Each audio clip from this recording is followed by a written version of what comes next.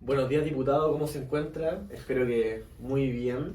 Muy bien, todo bien hasta el momento. Hoy día, bueno, un poco más relajado después de la reelección Así y es. estamos viendo en la Cámara proyectos que no son de tanta importancia, pero sí que vienen, ¿no es cierto?, a ayudar a que nuestro país siga avanzando. Perfecto. Y esa es la idea siempre.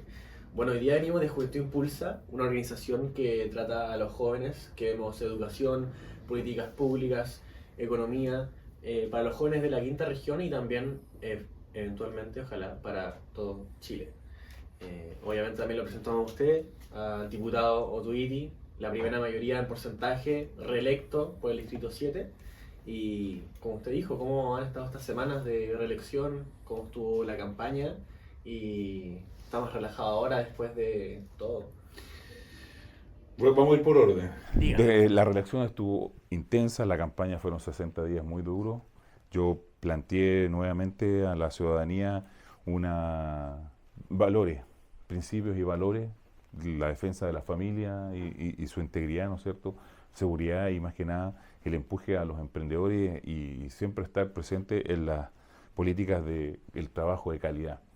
Más que ofrecer cosas, yo siempre digo, yo defiendo ese tipo de valores y principios que fueron los que planteé frente a la ciudadanía y que agradezco me hayan dado el tremendo honor, primero de ser la mayoría distrital y después de haber sido reelecto. Pero ahí no nos relajamos porque luego de eso vino la discusión del presupuesto donde estuvo intenso. Yo creo que este fue uno de los presupuestos más durísimos que me ha tocado ver en estos 4 años, porque esto es mi primer periodo, en términos de recortes, de programas que quitó el gobierno, de que obviamente muchas veces nuestro Estado desviste un santo para tirar otro, y ahí vamos, ¿no es cierto?, viendo con distintas fundaciones, instituciones que hacen muy bien su trabajo, cómo les van quitando y cortando los presupuestos, y para eso uno que tiene que estar visibilizando ciertas situaciones y haciendo el famoso lobby con los senadores para ver cómo lo resolvemos, algunas muy bien y otras definitivamente no pudimos arreglar. Y ahora una vez que pasó lo del presupuesto, estamos, ¿no es cierto?, a puertas de la elección de presidente en una segunda vuelta, entonces también ahí estamos viendo las distintas propuestas, agregando unas, mejorando otras y viendo quién será el próximo presidente de Chile y también cuál es el enfoque que tiene cada uno de los dos, Los porque tiene valores, como usted mismo totalmente, decía. exactamente, tienen visiones totalmente distintas. Yo lo veo como una continuidad de lo que han sido estos 4 años y por otro lado un presidente, un candidato que propone, ¿no es cierto?, un montón de mejoras en términos de instalar un gobierno Un de, cambio, claro, finalmente. pero instalar un gobierno de seguridad y de orden, que es lo primordial, que al parecer es lo que pide la ciudadanía. Y hay que cumplir lo que pide la ciudadanía. Así que en eso estamos hasta el momento. Perfecto. Bueno, empecemos con preguntas enfocadas un poco en la campaña también, aprovechando que estamos hablando de ese tema. Quería preguntarle, teniendo en consideración su experiencia como candidato en veces anteriores, ¿aprendió algo en esta campaña que no haya aprendido anteriormente? De todas maneras, lo dije, lo puedo decir hoy día porque cuando uno no tiene experiencia siendo diputado y va de candidato, uno en la campaña puede, y lo vi, porque yo viví una primera campaña donde vi muchos candidatos haciendo ofertones, eh, prometiendo cosas que lamentablemente no se van a cumplir. Y ahí da una pena tremenda porque me tocó llegar a un centro adulto mayor donde habían 22 personas que me hicieron esta misma pregunta. Me dice, diputado, ¿qué pasa cuando nosotros le entregamos, ¿no es cierto?, la votación a un candidato que llegó para acá y que nos ofreció tres cosas, pero cuando votamos por él, pasó la elección, no salió? ¿Quién responde a nuestras necesidades? Y por ahí también mucha gente se va desilusionando, ¿no es cierto?, de esta situación. Y eso me hizo reflexionar mucho con respecto a que cuando uno es candidato y nunca ha sido autoridad o nunca ha estado en ese cargo, claro, cometen, quizás caen en ese error de prometer cosas que lamentablemente, si es que no salen electos, los votantes se van, lamentablemente, ¿no es cierto?, sus pensamientos o su voto, digamos así, es perdido y se desilusionan y se desmotivan con respecto a la política porque dicen, bueno, salió, pero ¿qué nos va a dar?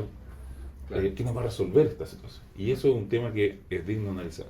Con respecto a que cómo ha sido antes y después, obviamente hoy día, después de 4 años, sé cómo funciona de manera perfecta casi el Estado, todavía siempre hay mucho que aprender, por lo tanto cuando uno ya va a hablar y propone cosas, va un poco más moderado, sabe hasta dónde tiene, o sea, hasta dónde llegan, ¿no es cierto?, las facultades de un diputado para decir qué cosas se pueden hacer y qué cosas no se pueden hacer.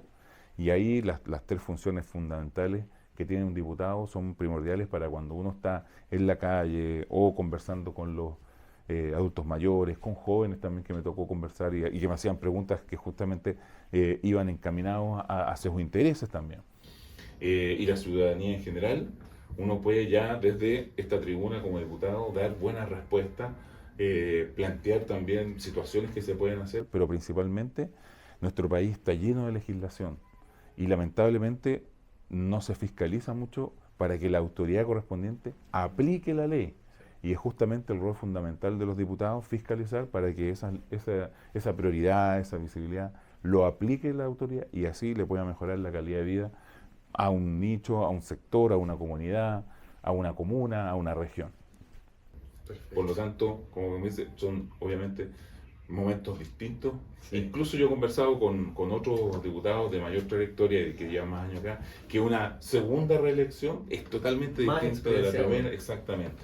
Y uno va con otro tipo de planteamientos, y muchos visión. También pensando en la senatorial, pero para eso faltan 8 años todavía. Claro. Pero trabajando. Apuntando hacia allá.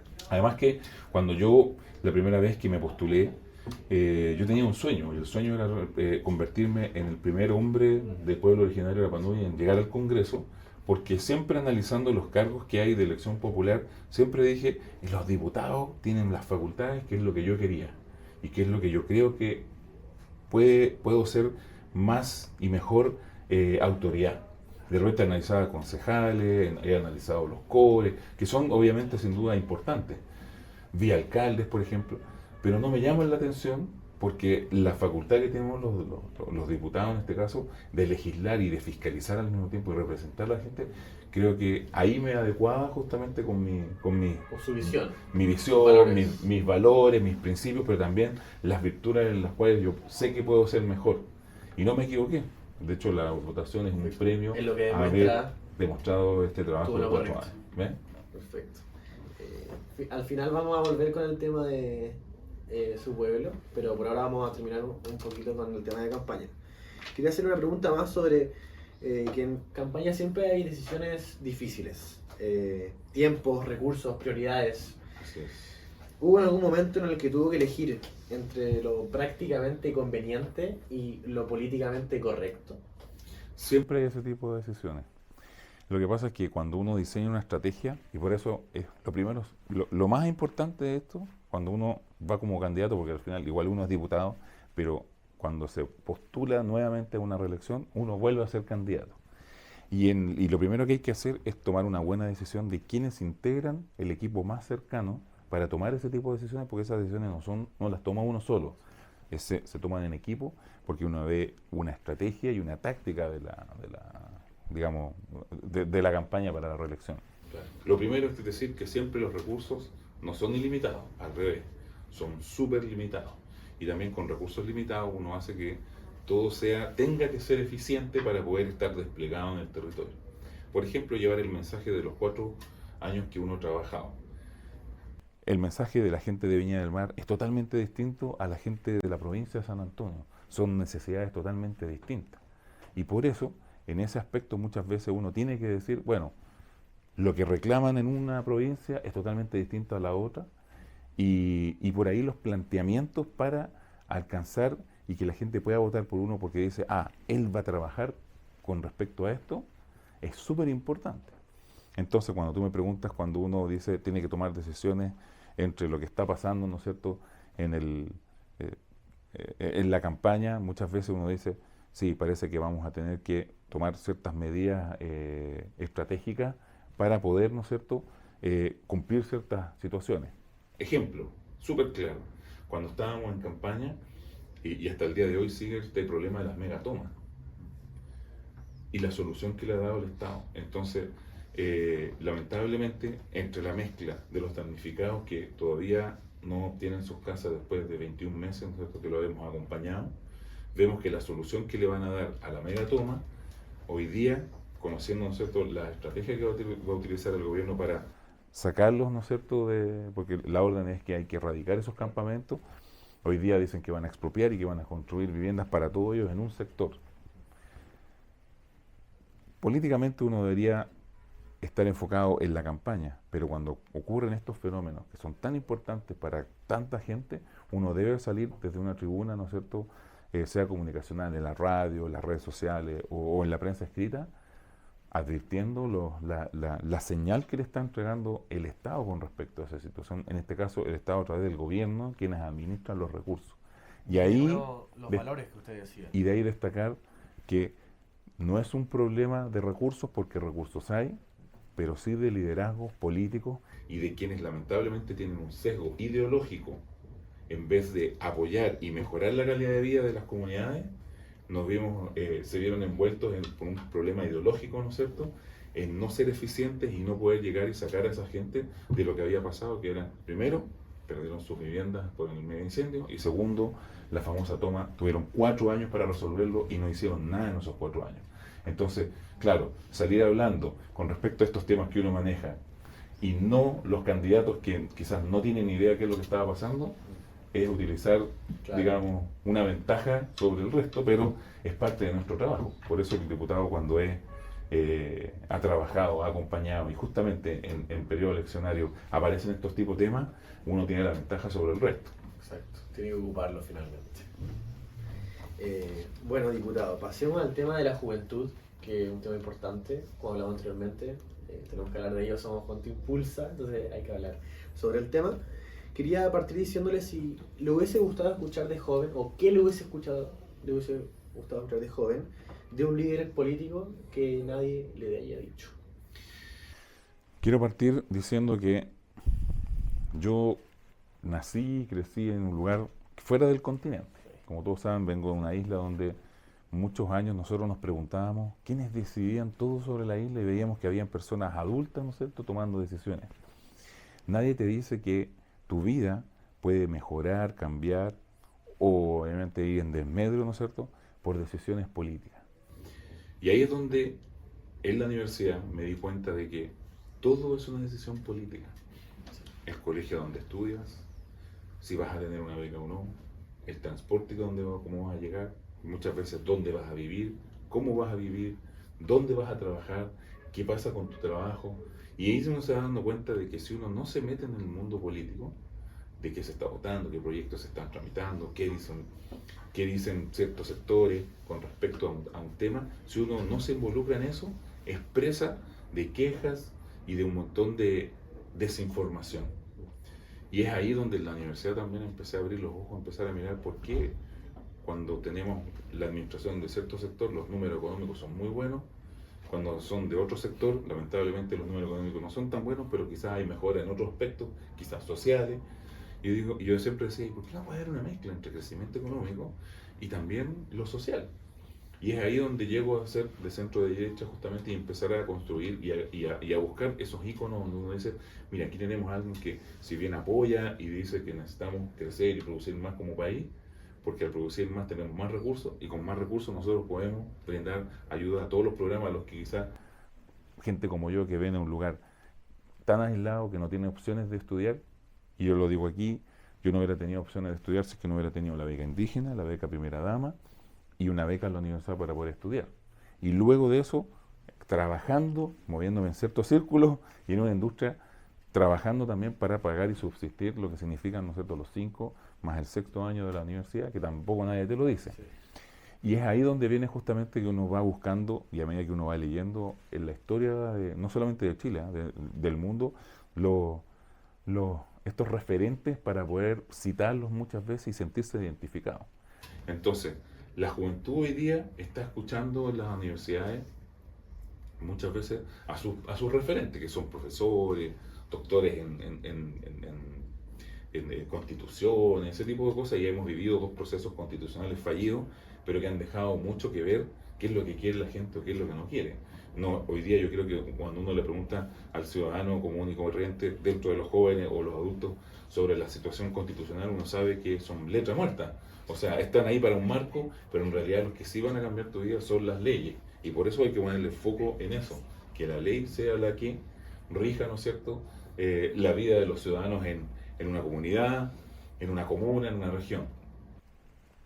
De joven, por ejemplo, y yo ahora ya, digamos, teniendo este cargo, lo que hago es que a jóvenes que hoy día integran la isla, cuando vienen para acá, les presento otras personas que quizás en un futuro podrían ser presidentes, ministros, porque dentro de todos los diputados, muchos de aquí saltan a un ministerio o a distintos cargos dentro del Estado porque necesita gente que conozca el Estado, que haya tenido experiencia política y también que sea, ¿no es cierto?, de confianza de quien va a estar dirigiendo el país. Y en lugares, y yo por eso pongo este ejemplo, en lugares como la isla, traer concejales que hoy día son nuevos, bajo los 30 años, o por ahí, es muy bueno porque a futuro, cuando quieran postular a un cargo de alcalde o sean nombrados un delegado presidencial, por ejemplo, tengan ese contacto con otros líderes de distintos sectores. Yo aquí hablo de manera transversal. Y creo que eso es un tremendo aporte que por lo menos yo puedo hacer para mi comunidad. Aquí, desde este cargo, siempre he abierto las puertas a todos para conocer el Congreso, para visitarlo y, ¿por qué no también discutir y conversar sobre temas de proyectos y de situaciones legislativas, más que de fiscalización? Claro, perfecto. Quería preguntarle otro tema de juventud. Hay una generación que creció con redes sociales. Mucha información, mucha desinformación también. ¿Qué rol crees que tiene que tener un diputado en este nuevo mundo? Es una muy buena pregunta. Nosotros cuando estamos en el hemiciclo, por ejemplo, y discutimos proyectos de ley que nos dan, ¿no es cierto?, la palabra, uno tiene y enfoca el proyecto de ley a los valores y principios que uno tiene, pero el de la vereda del frente lo enfoca a los suyos. Entonces, de un mismo proyecto, tú puedes tener 2 o 3 visiones totalmente distintas. Es por eso que es importante, ¿no es cierto?, a muchos jóvenes de a poco empezar a trabajar en una declaración de principios. Yo lo hice cuando era joven, cuando estaba ya saliendo de la universidad, estábamos hablando a los 23 años. Y dije, ¿quién soy? ¿Cómo quiero mi país? ¿Cuáles son los valores que me representan? ¿Soy más conservador? ¿Soy menos conservador? Quizás soy más liberal. ¿Cómo me gusta el sistema económico? ¿Me gusta libertario? ¿Me gusta más manejado? Y por eso es súper importante conocer la institucionalidad que va yo hablo de la parte económica, por ejemplo, de qué rol cumple los privados, digamos, en el mundo, qué rol cumple el Estado dentro de la economía, qué es el libre mercado, ¿me gusta el libre mercado o no? ¿Qué función tiene el Banco Central? ¿Por qué se habla tanto del IMASEC, del IPC y ese tipo de la UEF, que sube, que baja? ¿Qué es la UTM? Entonces, todas esas herramientas, ¿no es cierto?, e índices son muy importantes para definir cómo me gusta a mí. O sea, uno podría hablar de política económica y no conocer estos índices y no conocer quiénes son estos actores en el libre mercado que tenemos, es no saber nada. Claro. Y para eso uno tiene que definirse. Y por eso también uno le puede hacer un llamado a los jóvenes que vayan buscando este tipo de información para que también se puedan ir definiendo. Luego lo voy a llevar a algo un poco más terrenal. La gente, por ejemplo, que lo hicimos con la Juventud Impulsa, de ir a limpiar una playa, sabe que uno dice, pero mira, son chicos que apoyan. Sí, no solamente porque no nos guste la basura, sino porque sabemos que ese tipo de acciones impactan en gente que va a llegar a una playa que está limpia, pero también impactan que autoridades que deberían tener la playa limpia empezar a visibilizar de que, oigan, la playa está sucia, comencemos, ¿no es cierto?, a utilizar los recursos de la comuna para tener este sector limpio, y así podemos hablar de parques, de juegos, de ciclovías, de gente que quiere hacer deporte. Entonces, muchas veces de algo tan pequeñito uno puede impactar y realizar grandes acciones que ayudan a muchas personas. Y eso uno lo decide como joven. Incluso hay gente que ni siquiera se da cuenta que participando de un movimiento luego se transforma en algo mucho más grande. Y la experiencia que uno obtiene solamente de haber estado ahí hace que después uno lo pueda defender frente a otros que quizás nunca han estado limpiando una playa. Y saben que tienes que ir con guantes porque te vas a encontrar... Bueno, en la playa se encuentra de todo. Pero si no estuviste ahí después, ¿cómo puedes defender o cómo puedes enfrentar a una autoridad diciéndoles, oiga, queremos nuestra playa limpia, o queremos señalética, o queremos que haya más basureros para que la gente no los tire en la arena, o por qué no creamos un mecanismo, ¿no es cierto?, de comportamiento en la playa, un ordenamiento, y así suma y sigue. Pero para poder llegar a eso, uno tiene que haber estado comenzando, ¿cierto?, con un granito de arena, de haber estado con otros jóvenes limpiando la playa. Exacto. Así uno va escalando. Exacto. De lo chico a lo más grande. Así es. Para terminar con el tema de juventud, quería preguntarle también, hablando de los jóvenes, de los principios, los valores y el tema de las redes sociales, que tiene mucho que ver con la salud mental, su participación y la importancia que tiene la salud mental, y qué trabajos ha hecho en torno a ello. Lo importante, y ahí no puedo dejar de nombrar lo que pasa con las redes sociales, que hoy día estamos cada vez más individualistas. Y las redes sociales muestran el trabajo de los que crean una marca personal. Y por eso además está lleno de influencers de todo tipo, estoy hablando desde mecánica hasta política. Sí. Y es súper fundamental entender cuál es la lógica de las redes sociales. También de cómo es el algoritmo que trabaja detrás. Y de repente muchas veces decir, ¿para qué voy a comunicar lo que yo estoy haciendo? Entonces, ¿qué es lo que pasa? Primero, el día de ayer aprobamos una ley para prohibir los celulares en las aulas. Creo que es una medida muy buena y espectacular porque además todos los estudios y en otros países que ya lo han implementado se han dado cuenta que lamentablemente nos quita mucho la atención, dejamos de aprender, es una desventaja y con ciertas salvedades donde sí la tecnología del celular, un tablet, ¿no es cierto?, aporta en la educación. El problema que tenemos hoy día en salud mental, y voy a llevar a uno de tantos ejemplos que hay y de muchos más grandes, que hoy día lamentablemente produce brechas esto del celular, porque de repente uno mira y ve un influencer que está viajando en aviones, con riqueza, con la marca de ropa que les gusta, hablando y juntándose en eventos donde es todo lujo, o va hacia el atractivo de ese influencer. ¿Qué pasa con los que no tienen acceso a llegar ahí? Y dicen, oye, mira dónde estoy yo, y miran su entorno, y no pasa nada entretenido, no hay nada de lujo, no hay ese tipo de eventos, ¿por qué no me invitan a mí? Entonces se produce una situación, ¿no es cierto?, que yo la llamo, o sea, no es que yo la llame, pero cuando uno lee información sobre esto, produce enojo, hace que muchos tengan ira con respecto a por qué ellos sí están, por qué no, y se produce algo socialmente que es una especie de resentimiento que a medida que uno va creciendo va aumentando. Y eso se traduce en problemas de salud mental para gente que, y esto es algo súper importante que yo siempre he dicho, nada es gratis. Cuando le dicen es gratis, no, alguien lo está pagando. Y eso en términos de salud mental es súper importante. Si uno no lo tiene claro, la caída es muy fuerte cuando no reconoce este tipo de cosas. Por ejemplo, algo tan simple como manejar los estados de ánimo, todo lo que tiene que ver con lo emocional. Nosotros tuvimos una reunión, una audiencia con el ministro de Cataldo, el ministro de Educación, con respecto a implementar la educación emocional en los colegios. Pero eso no significa solamente al alumno, es una educación emocional que va con los profesores, con los inspectores en los colegios, con la comunidad educativa, con los papás, porque si no aprendemos a controlar nuestros impulsos, los impulsos nos van a dominar y eso termina en lo que vemos siempre en redes sociales o en las noticias. Violencia, nadie está debatiendo, nadie discute con argumentos, es todo o sí o no, y si no te cancelo. Y es un tema que como sociedad vamos a tener que conversar. Sí. Es un tema mucho más profundo, hay que conversarlo y ver distintos prismas, pero ahora no lo vamos a resolver. Pero yo veo que viene en camino ese tipo de discusiones y algo más que lo que yo veo es que hoy día en las casas nadie está debatiendo. Y eso es algo muy malo porque todos nos estamos informando, como decías tú, informando o desinformando a través de las redes sociales. Pero en la casa, independiente, sea tu abuelo, sea una mamá, familia, ¿no es cierto? En Chile las familias son diversas. Nadie está conversando este tipo de temas. Incluso nadie está conversando temas políticos de quién va a ser el próximo presidente, sino que estamos todos mirando, a mí me gusta esta influencia o me gusta esta información, y vamos por las redes sociales. Eso es algo que yo creo que perdimos como chilenos. Ahora, no todas las familias se informan a través de las redes sociales. Quizás se informan, pero tienen un espacio donde debatir. Y yo creo que este tipo de espacio para las juventudes, por ejemplo, en la universidad o fuera de la universidad también deberían haber espacios donde uno pueda ir a debatir, pero con argumentos. No que sea la cancelación, no que sea, no, yo tengo la razón y el que no crea lo que yo creo, lo cancelo. No, eso no. Aquí necesitamos exponer, abrir la mente, pero con buenos fundamentos. Y eso, no sé en qué momento lo perdimos.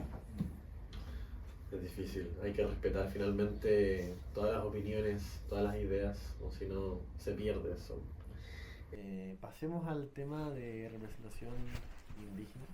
Quería preguntarle, hablando que usted hace unas preguntas atrás, habló sobre el mismo tema, ¿cómo vivió el momento en el que por primera vez se dio cuenta y vio que salió como representante de Rapa Nui y como el primer representante de un pueblo indígena? Bueno, primero una gran responsabilidad, porque también vuelvo ahí a hablar de que hace falta mucho que la gente entienda qué cargo de los de representación popular uno tiene es para lo que muchos tienen expectativas. Yo hasta el día de hoy sigo yendo a lugares, no solamente en Rapa Nui, sino que aquí mismo en el distrito donde la gente piensa que uno es un alcalde. Oigan, necesito que me arreglen aquí, o las veredas están malas. En la isla toda la gente me escribe, oye, arreglen las calles, no están pavimentadas, están rotas, o se llueve el colegio. Entonces uno dice, ok, uno puede aportar de manera indirecta, porque los diputados somos el puente entre quien tiene el problema y quien debe resolverlo. En este caso, esos temas son netamente municipales. Quien deberían estar preocupados son los concejales, que son los que fiscalizan la actividad de la municipalidad a través del alcalde, ¿no es cierto? Y son ellos los que pueden llevar estos temas para que la municipalidad trabaje en pavimentar calles. Los diputados podemos proponer, pero no fiscalizamos las municipalidades. Y esos son netamente temas municipales. Pero como diputado, por ejemplo, cuando yo converso con la gente, digo, sí, yo los puedo representar porque cuando viene el gobierno y propone una reforma tributaria, y yo como diputado me junto con gremios, con cámaras de comercio, con pymes, con grandes empresas y también con microempresas, y te dan su visión, uno lo está representando y dice, ¿necesitamos una reforma o no la necesitamos? Y esa es una función súper importante de escuchar a los gremios, que en Chile son los que reúnen, ¿no es cierto?, y los que dan la mayor cantidad de trabajo, que son las empresas medianas, pequeñas y las micro. Y es súper importante estar con ellos y ver su visión para poder votar y que algo tan importante como una reforma tributaria lo afecte de manera positiva o de manera negativa. ¿Me entienden? Entonces, el estar en contacto con las comunidades, con las juntas de vecinos, con los centros de adulto mayor, en el deporte, con los clubes deportivos. Todo el mundo busca, ¿no es cierto?, un fin para mejorar su calidad de vida. Como Rapa Nui, mi comunidad también me exige un montón de situaciones donde obviamente hemos respondido a través de gestiones y también de legislación. Y por eso es tan importante cuando uno viene de estos sectores tan pequeñitos, poder estar. Ahora, poniendo y entregando toda la información, solo con los votos de la isla yo no podría ser diputado. Y es por eso que uno se tiene que trasladar aquí al continente. Yo lo hice con mi familia para mostrar distintas visiones a otros jóvenes y no tanto a los pueblos originarios. Rapa Nui va en mi corazón y cada vez que me necesite, ahí voy a estar. Pero para poder ser diputado necesito ver temáticas también locales, regionales y, por qué no decirlo también, comunales muchas veces. Entiendo. Para terminar, en honor al tiempo, las últimas 3 preguntitas, para finalizar con representación indígena, quería preguntarle, ¿qué le gustaría que fuese o cómo ve a 10, 20 años en temas de legislación de pueblos originarios? Bueno, hoy día cuando uno habla de pueblos originarios, todo el mundo en la cabeza tiene el problema que está ocurriendo en la macrozona sur. Y les quiero decir que ahí hay solamente un pueblo. Hay otros 10 que miramos esto de fuera como lejano, o sea, sí, solidarizamos, pero las realidades de cada uno de los pueblos son tan distintas. Hoy día el problema, por ejemplo, y me hago cargo de lo que es el pueblo de Rapa Nui, son otro tipo de problemáticas. Es que haya más y mejores becas para que jóvenes de la isla puedan venir a estudiar, porque ya no hay ni centro de formación técnica ni universidades. Es mejorar la beca indígena para poder subsidiar, ¿no es cierto?, el estar acá, o los transportes. ¿Qué otro tipo de cosas? Las decisiones que se toman en un territorio aislado como es la isla, que no se toman en el continente, que afectan allá, que sean locales. Y para eso estoy trabajando, porque el artículo 126 de la Constitución habla de que Juan Fernández y Rapa Nui, Isla Pascua, necesitan una legislación especial. Y es así como hace 4 años hemos presentado este requerimiento al gobierno interior para trabajar en los estatutos especiales para Rapa Nui. Y hoy día está en un proceso de consulta. Y te explico rápidamente qué significa eso. Los estatutos especiales dicen que se va a conformar en un marco legal la administración del Estado, pero en la isla. Ejemplo, hoy día tenemos 2 cores que viajan de la isla toda la semana y que vienen a competir, por ejemplo, por un proyecto de salud con Petorca o con cualquier comuna chiquitita de la región al gobierno regional. Y quien consiga mayor cantidad de votos es aprobado. Entonces, muchos proyectos se van a Petorca cuando nosotros necesitamos salud en la isla. Pero esa decisión se toma acá.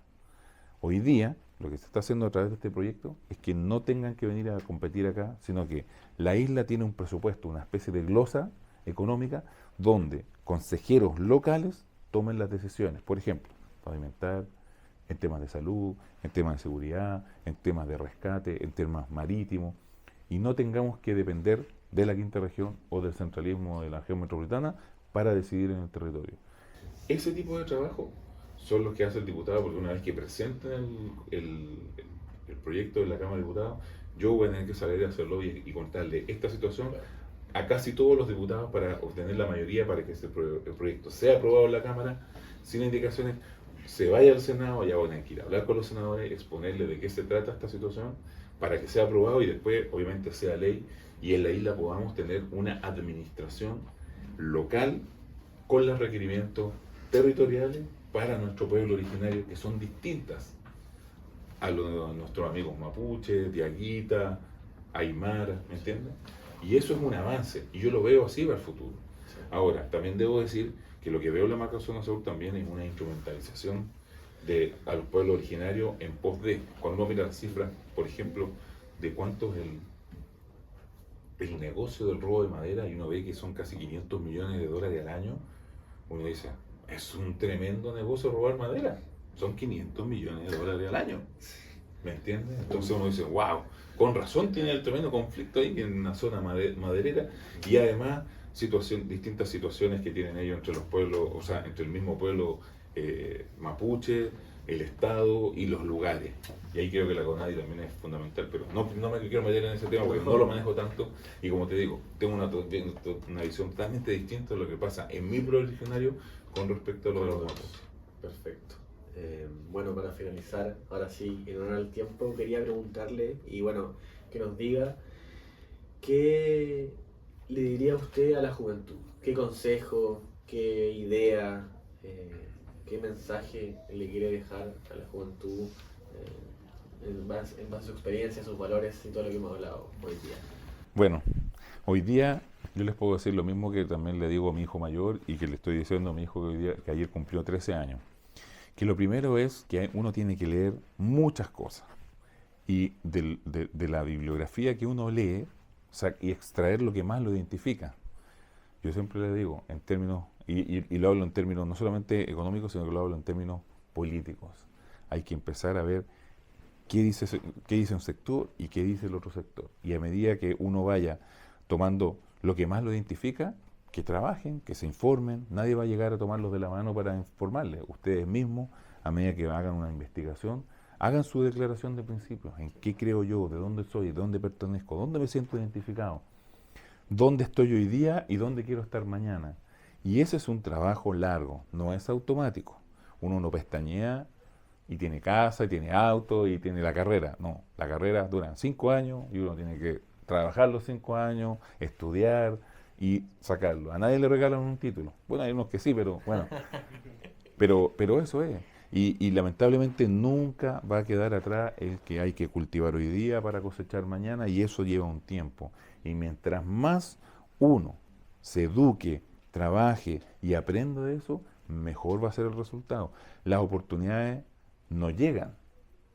Uno tiene que salir a buscar oportunidades. Y lo último que le trato de explicar a mi hijo es que muchas veces se han visto un ejemplo mucho más claro. No persigas mariposas, porque no vas a poder atraparlas. Lo que tienes que hacer es cultivar un jardín lleno de flores para que las mariposas vengan a ti. O no pides, no intentes agarrar al gato. Piensa y crea la manera de que el gato venga hacia ti, o a través de la comida, o a través del cariño. Pero si no pensamos, si no tenemos ese pensamiento crítico de cómo resolver para que las cosas vengan y estar preparados para cuando lleguen, no las van a tener nunca. Una vez dijo un amigo que le encanta este es el último ejemplo, que le encanta la música y me dice, me gustaría ser un rockstar y ser súper conocido. Y le dije, ¿qué estás diciendo? No, estoy en clase de canto. Ah, ya, le dije, ¿pero solo canto? Me dijo, sí, pues. Le dije, ¿y por qué no estás tocando un instrumento? O dos. ¿Por qué no estás yendo a los eventos donde puedes conocer a un productor musical? O en ese tiempo, cómo funcionaban los sellos discográficos. ¿Y por qué no aprendes otro idioma? Porque quizás podrías cantar en otro idioma. ¿Y por qué no? Entonces, cuando uno empieza a preguntarle cómo un artista debería ser, me dijo, no solamente la voz. Trabaja tu imagen, anda al gimnasio, cuida lo que come, cuida lo que dice, infórmate. Entonces, cuando venga la oportunidad, yo digo, oye, yo necesito a alguien que sea así, así, así. Oye, pero este está listo. Entonces te van a tomar y vas a estar ahí frente.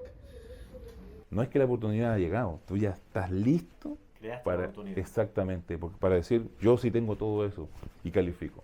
Pero si estamos esperando a que alguien venga y te descubra y te diga, no, ahora tienes que aprender inglés, muy tarde llegaste. Hay otros que ya hablan inglés. Oye, es que parece que estáis pasadito de kilo, vas a tener que empezar a mejorar, claro. Ya estáis tarde. O sea, ya deberías tener un físico, ya deberías correr, ya deberías hacer ejercicio, y así, etcétera, etcétera. Entonces, si no nos preparamos nosotros, nadie lo va a hacer por nosotros, así que eso es lo que yo les dejaría.